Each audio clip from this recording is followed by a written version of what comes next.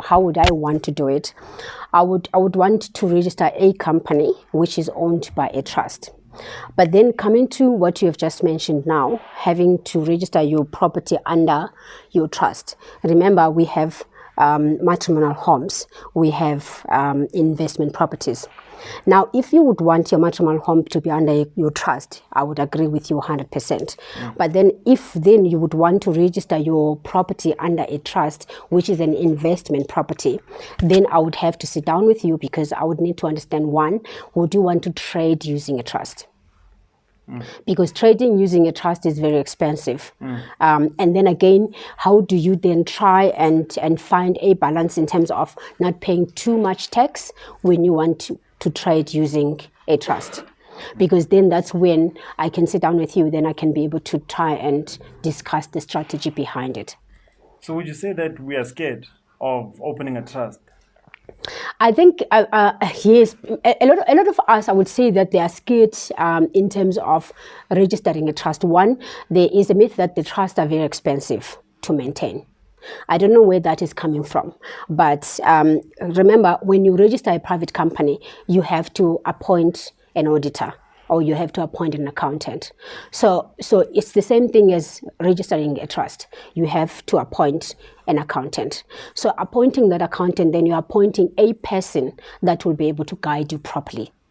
So that person needs to tell you that, okay, within this tax period, this is what needs to happen, so that you don't pay too much tax. So there isn't, it's not expensive to maintain a trust, if I can put it that way.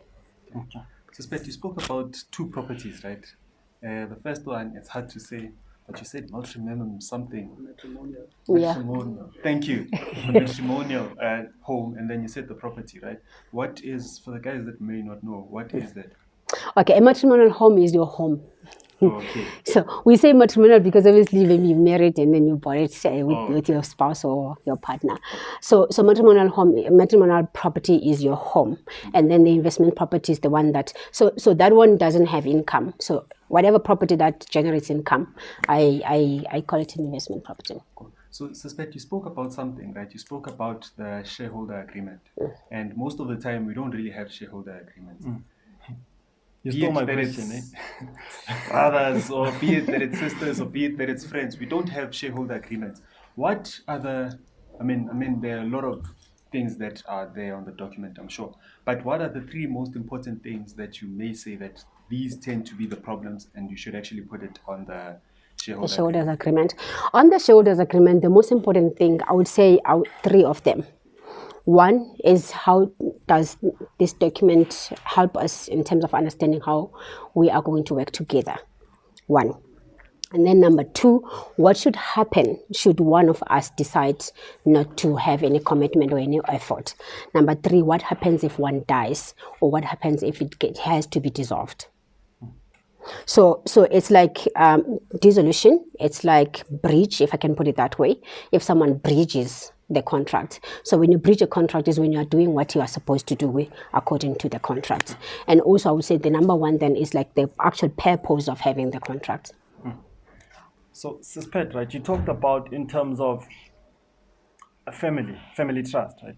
And then what happened at home, just to share the story with everybody that's here. What happened at home is that my grandfather passed away. So this property was owned by both my grandmother and my grandfather. So as soon as he passed away, then a conveyance, I recommended you, but our uncles, you know how uncles are.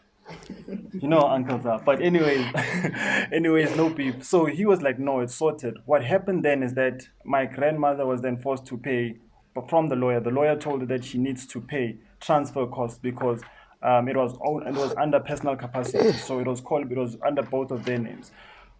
Was that right for her to pay in that situation? Because someone told us that she shouldn't have paid it. Transfer costs. Okay. As a spouse. As a spouse. You know, whenever there's a change of ownership, there is a payment. Okay. So it just depends on how much you pay. Okay. Because if, for example, they were married in community of property and one dies, so we can't assume that you are entitled to the other 50%. We need to move it to your name. So meaning you need to be the sole owner. So in order to be the sole owner, you need then to get that 50% into your name. Yeah. Yes. So So that's why that process then involves payment. okay, so does this mean like there's 8 of us there? So until we registered under trust, we will be paying transfer costs, those 45,000 until it gets there. You know what? When it comes to, okay, when we talk about estate planning, firstly, it's when we are arranging and managing our assets. So if we do not do that, because remember, even if we can have a will in place, so if you have structured everything properly, or if you have tried to manage your assets in a proper way while you are still alive, you don't need a will, because everything will just fall into place when you die. But then should there be no will, then it becomes an issue. What I always advise, especially for our homes like Abu Soweto, Kupi Kupi, so if, for example, your mother or grandmother left a house, better register a trust and make all of you be the beneficiaries in that trust. Then you just deal with one transaction. You transfer the property, all of you, into that trust. Then you know that this is our home. So then that home can never be sold by anyone. Everyone is a beneficiary. That beneficiary being your beneficiary as the grandchildren, or starting from your parents. If your parents are still alive, your parents will be the beneficiaries, and then it goes according to a line. In essence, trust is not only for property investors; it's also for if you're intending on buying, have an intention of buying a property. Okay. But I also have a question. How much power do beneficiaries have? So say, for instance, I've opened up a trust and I put my child under the trust. How much power do they have of saying that I'm controlling now the things, or is it something that is set before?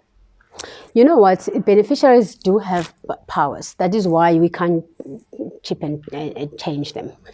So you can't register a trust with the master and then just decides tomorrow that, okay, I no longer want you to be my beneficiary. So there's a process in place. So there's a presumption then that you have already acquired the benefit within the trust. So therefore no one can just decide.